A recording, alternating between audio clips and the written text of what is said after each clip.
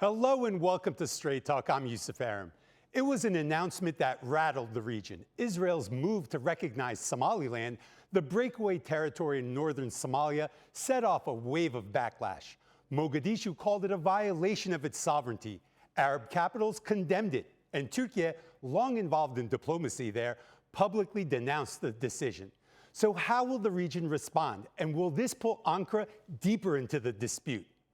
Within days, Somalia's president went to Ankara to seek support, warning the move could destabilize the region. President Erdogan called Israel's recognition illegal and unacceptable and vowed to back Somalia's unity and sovereignty.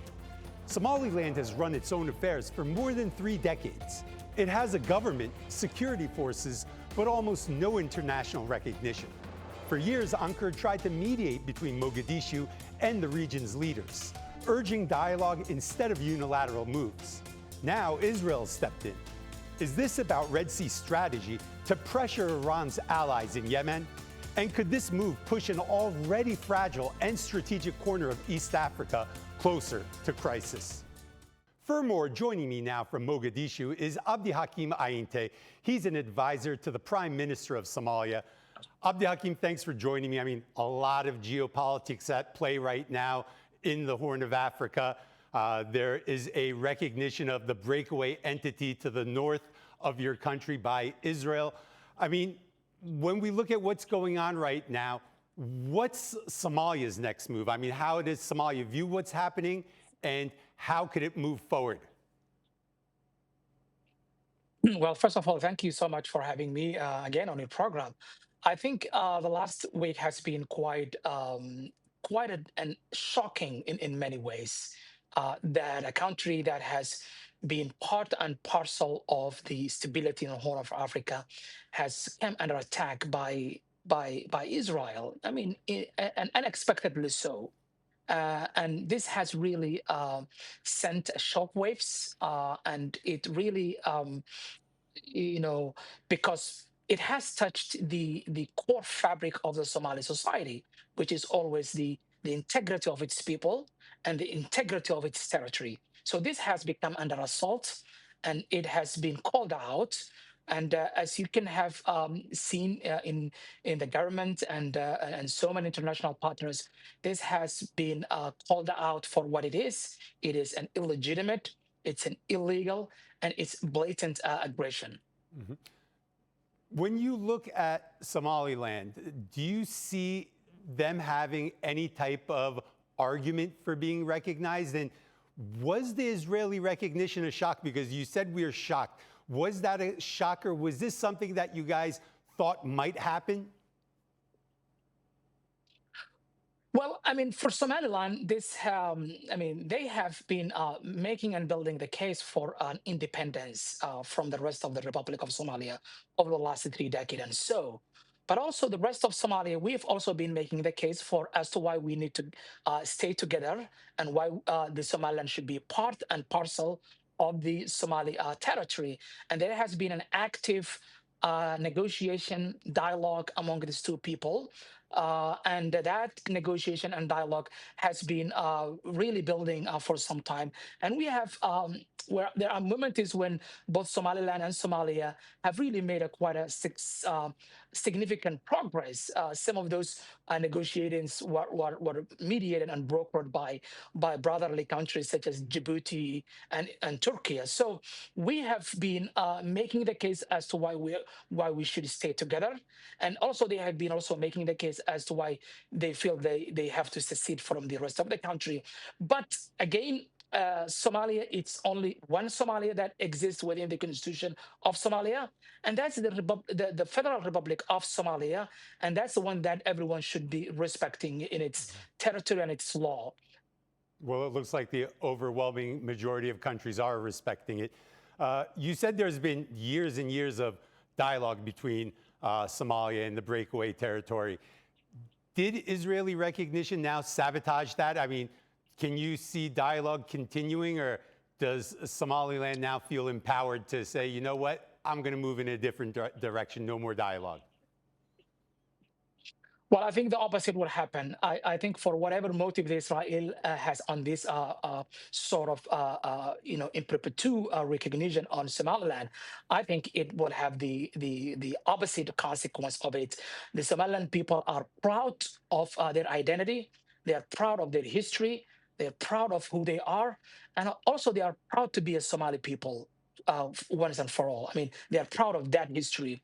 So I think I don't think so. This will yield the expected result that Israel or any other actors were pursuing in Somaliland.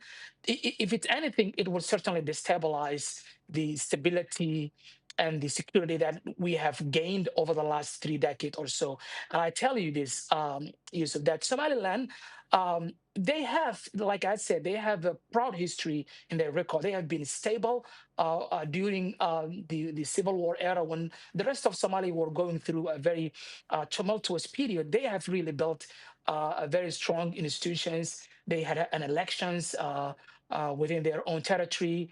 I mean, their people have this rich history, and they feel be proud of it. And there are also overwhelming voices within Somaliland who oppose this, who oppose the move by the Israeli government. It's only a small fringe of individuals who are pushing for this egregious move that they are seeking to secede from the rest. But I tell you, the broader Somaliland people are willing and they want to be part of Somalia, and you can see that as demonstrated in their reactions on the ground. There has been several protests, several demonstrations in large number coming out and wanting to be a part of the Federal Republic of Somalia. Mhm. I want to expand the conversation to look at its impact on the region now. Ethiopia, Somalia's neighbor, they've been wanting a maritime port, maritime access for quite a long time. They had reached a backdoor deal with Somaliland. This is something that infuriated Somalia. And after that, there was some Turkish mediation to bring both sides together. I think the last time you and I talked on this program, you were actually quite optimistic that relations with Ethiopia were improving. Does Israeli recognition now embolden Ethiopia? Have they backed out? Are they going to recognize Somaliland, or have they already recognized it? There's been talk. How is that going to impact your relationship with Ethiopia? Well, the negotiation that was brokered by Turkey has really made it successful in Ankara, and it finally culminated in the grand agreement between the government of Somalia and the Ethiopia to respect the territorial integrity. So we closed that chapter, and Ethiopia recognized that Somalia's territorial integrity should be respected by law and also by its will of the Somali people. Of course, they have made some missteps in earlier 2024 when the Ethiopian government have really entered into that infamous MAU agreement, but it has never materialized, and it created also a groundswelling backlash that ultimately culminated the agreement that was brokered by the Turkey, and finally that the both Ethiopia and Somalia have agreed on the way forward, which is respecting the territorial integrity of both countries, but also more importantly, the stability of the region is more important now than ever. Mhm. So, to secure the stability of the region, I mean, who do you see right now as your main allies? I mean, is Turkey amongst them? Are the Saudis amongst them? Are the Egyptians amongst them? Who can Somalia count on going forward? And what do you expect from them as well? Well, I mean, as you can see, or as you have noted, probably, I think the reaction by the international community has been overwhelmingly positive, whether it's in the Security Council or the Arab League or the African Union. I mean, more organizations or more countries have really come out this time around than even before, showing and committing that the Somali's territorial integrity should be respected. And that was also demonstrated in the highest political body of the UN Security Council, where Somalia is today now. chairing as the president of the Security Council, as an elected member of the UN Security Council, and now it's the president of that. So we demonstrated that, the integrity of its people, and the integrity of its constitution, and the integrity of its territory should be respected. And I'm glad to say that, very much every countries that that has that is in the map or globally have come out and calling out the illegitimate act of Israeli government, but also called out that, Somali's territory should be respected, whether in the council or whether in the Gulf countries or in Arab or African Union. I think the evidence shows that, Israel is on the wrong side of the history, and Somalia is on the right side of the history. So, I mean, after this recognition and the backlash, the chaos that resulted from that news cycle, the Somalian president came to Ankara, met with Turkish President Recep Tayyip Erdogan. There was basically a reevaluation of that very important maritime and defense agreement, new announcements, the announcement of a spaceport. How do you see the relationship with Turkey right now? Is it satisfactory in the eyes of the Somalian government, Somalian people? Is Somalia seeing dividends from that relationship? Well, Turkey has been always a pivotal partner for Somalia since 2011, when the president of Erdogan, then the prime minister of Turkey, really came into Somalia on the heels of the humanitarian conditions that were unfolding this about a decade ago, and since then the relationship has become much more stronger, and now it involves quite a broad range of areas to collaborate on, one of which security being the number one. So the president's visit to Ankara last week again was just a demonstration that the relation is now more than ever, building and thriving. And now we're looking beyond, not only on the security front, but Turkey now is involved in exploring and helping the government of Somalia to unlock its resources, including oil and gas, that is now at the final stage. And I think, the problem here is that countries still think they are really stuck in their medieval thinking that Somalia is not a country of capable or country that is in failed. No, it's not. This is a country that is now gaining and rebuilding its international reputation, its financial institutions, so on and so forth. And what you see last week happening in Ankara again was a manifestation that the country is really moving forward.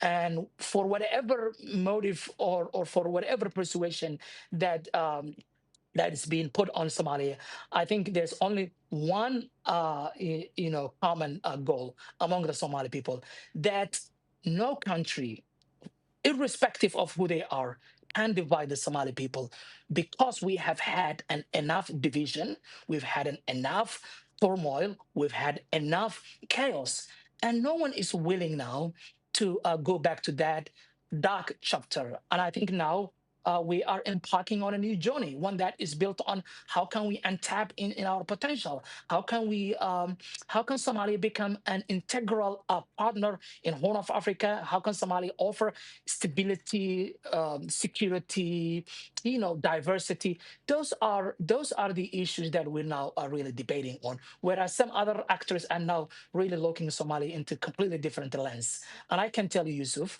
that is not the path forward. Somalia, now is really turning into a new chapter.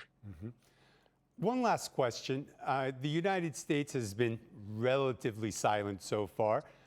Do you expect the United States to play a game changer role or have more engagement on this issue with Somaliland? Is this something that concerns you, or has there been behind the scenes communications with your government? Well, the United States government, by the way, has reiterated its position on recognizing and respecting Somalia's territorial integrity. They made that very clearly in the Security Council last week, if you were following that news. They made that categorically clear in the Security Council. And the United States still remains to be the largest partner in the government of Somalia, and we really cherish their partnership and collaborate on whole other host of issues, including security, stability, building key government institutions, and investing. So yes, United States remains to be a very close partner for the government of Somalia. Abdihakim Ainte, thank you for joining me. Your insight was very valuable. To further discuss the regional ramifications for Somalia, joining me now from Istanbul is Mehmet Çelik. He's the editorial coordinator at Daily Sabah. And from London, Michael Amoa. He's a political analyst specializing in African affairs. Gentlemen, thanks for joining me. It's really getting shaken up in the Horn of Africa. And I want to dive right into it. Mehmet, what's Israel's endgame with this recognition? I mean, I don't think Netanyahu woke up one morning and said, you know what, Somaliland, let's recognize them. They deserve it. Well, you know what, Yusuf, when it comes to Africa, and especially Horn of Africa, in addition to the rivalry between the big powers like China, Russia, and the United States, now I think what is unfolding is the middle power rivalry. Israel wants to, to put it very briefly, wants to expand its depth, its strategic depth beyond East Med. And I think given the importance of the Horn of Africa and the region in terms of economy, in terms of energy routes, in terms of strategic importance, Israel wants to not only base that expansion on containing, let's say, Iran's influence towards East Africa through Yemen, but also I think there is another rivalry there, and that is against Turkey's influence in the region. As a country that sees, as an actor in the region that sees Turkey as a rival in many different realms, I think the expansion of that influence into Horn of Africa is one of the key steps Israel wants to take to contain not only Iran, but also to challenge Turkey's position in the region. Mm-hmm. Michael, how do you see this Israeli recognition playing out inside of Somalia, and who could get impacted the most in the region as well? Well, essentially, I mean, Israel's recognition of Somaliland is basically for its own interests, principally to have a kind of a pivotal, launching pad to launch strikes against the Houthis in Yemen. And obviously, we're aware that the United States would, in the end, definitely recognize Somaliland. But I think that perhaps there's been some agreement that Israel should recognize it first, so that it doesn't look like Israel recognized it after the United States had recognized it. In the sense that definitely once the United States recognizes it, there's always going to be the possibility of a U.S. base in Somaliland. And if there's a U.S. base in Somaliland, regardless of whatever happens, there will be strikes from that base towards the Houthis in Yemen, even if Israel did not recognize it. So Israel has gone in first to kind of proclaim its recognition.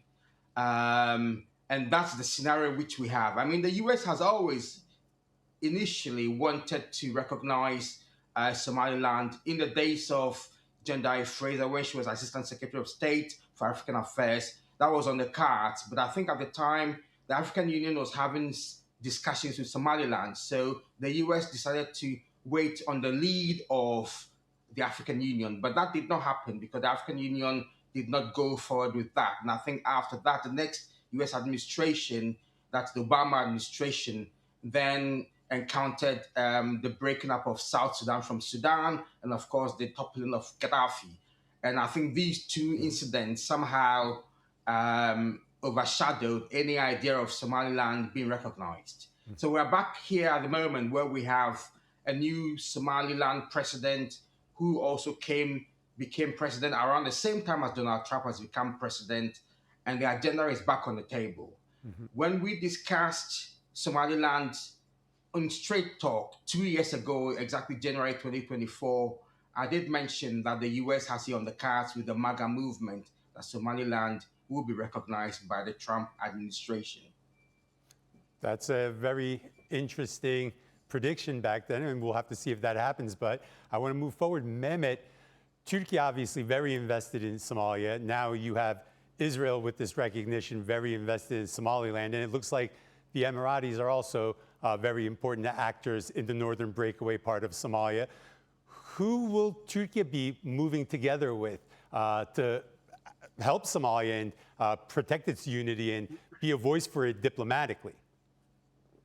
You know, that's a very good question, actually, Yusuf. When we look at the region, we can see that there is a new axis that is dividing some of the very key players in the region. I would say, on the one hand, where you would have this, emerging from this unilateral recognition of Somaliland, of Israel on the one side, the UAE on the one side, and on the other hand, you will have Saudi Arabia, Egypt, and Turkey forming another axis, and perhaps Qatar would follow suit on that one too, on the other side of the axis. And the reason why this is emerging, the reason why perhaps Israel even rushed to recognize Somaliland has a lot to do with the Saudi position on Abraham Accords, and saying that until at least a pathway is defined for a two-state solution in Palestine, we will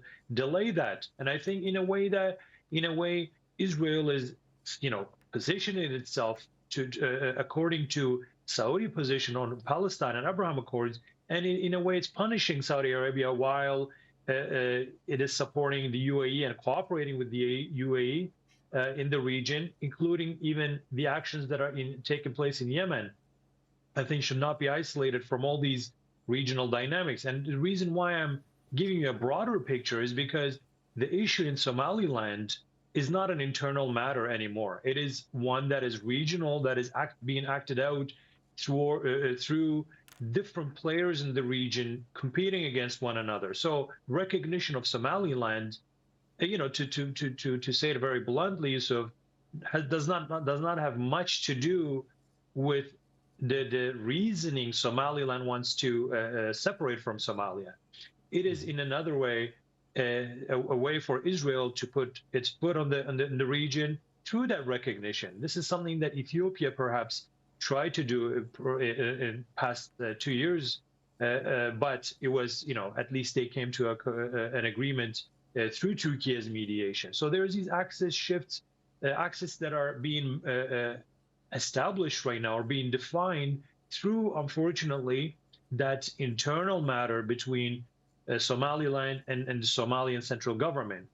Mm-hmm. So that fragmentation is serving, in a way, as a proxy to those who want to have, to want to secure their interests, be it economically or in terms of strategic security interests. Those who want to instigate this matter are not necessarily doing it to, just simply recognize Somaliland as a sovereign state. Mm-hmm. Michael, I was going to ask you a different question, but once the way you ended your last answer talking about you expect Trump to recognize Somaliland, I've been thinking about that. I want you to expand on that. Why do you think the Trump administration would recognize Somaliland? Is this an American interest, or is this something where Netanyahu's going to try to co-opt him to support Israel's move in Somaliland? What's the thinking? What's the logic? Well, it's American government interests, which at the same time has coincided with the MAGA movement's interest, or the Trump administration's interest, which has also coincided with Israel's interests.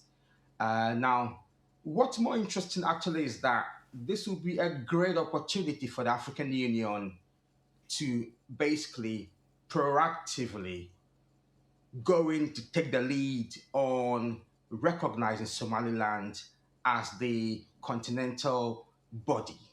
Because once the African Union takes a lead, or takes some form of a lead to recognize Somaliland, then you can have leverage on Somaliland, and then you can also have a say in to what extent Somaliland allows itself to be used by other powers. Mm-hmm. Michael, of course, if Israel was to recognize Somaliland, that's fair enough. Wouldn't this trigger a civil war?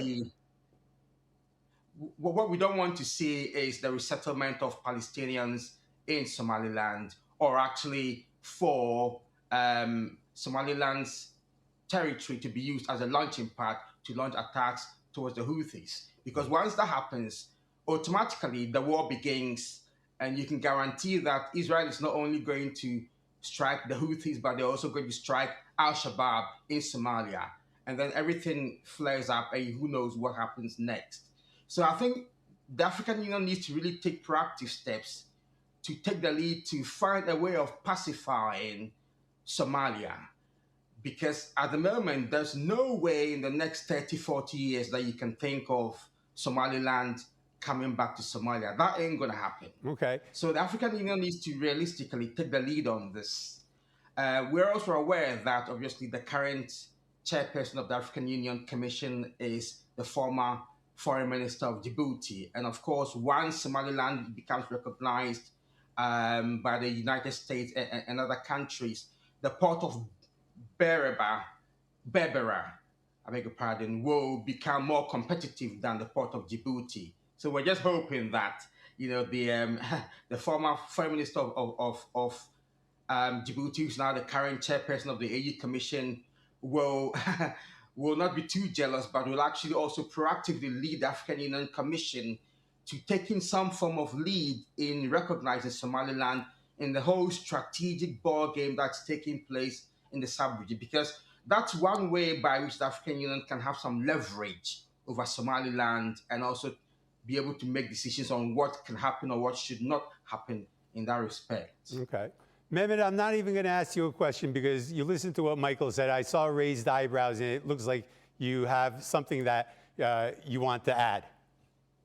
Well, the premise that African Union, if it was taking to lead to recognize Somaliland, would also have to be followed by the risk of other separatist movements across the continent. And that would not only endanger, territorial integrity and sovereignty of many states across the continent, but it would also mean that you become more vulnerable to external rivalry or external powers using their proxies to create that instability and to that power vacuum.